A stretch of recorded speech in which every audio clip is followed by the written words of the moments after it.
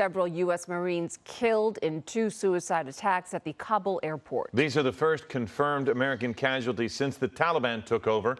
ABC News' Elizabeth Schulte is live in Washington, D.C. with the latest. Elizabeth?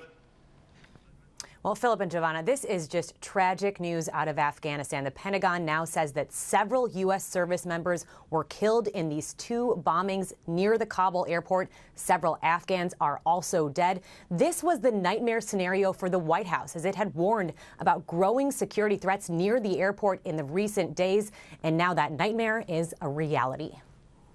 After two explosions outside the Kabul airport, the Pentagon confirms a number of U.S. service members were killed, and a number of others are being treated for wounds. Officials saying in a statement, a number of Afghans also fell victim to this heinous attack, adding our thoughts and prayers go out to the loved ones and teammates of all of those killed. A source telling ABC News one of the explosions was a suicide attack followed by gunfire outside of one of the gates of the airport.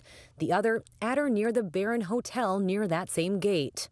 The explosion comes after the U.S. Embassy in Kabul told Americans at the airport gates Wednesday night to leave immediately and to be aware of your surroundings at all times, especially in large crowds, because of fears of an ISIS-affiliated attack. Being part of these huge crowds that remain around the gates and entrances to the airport is dangerous. We're obviously concerned about our own people as well. The acting U.S. ambassador to Afghanistan telling GMA Americans will be evacuated on an individualized basis.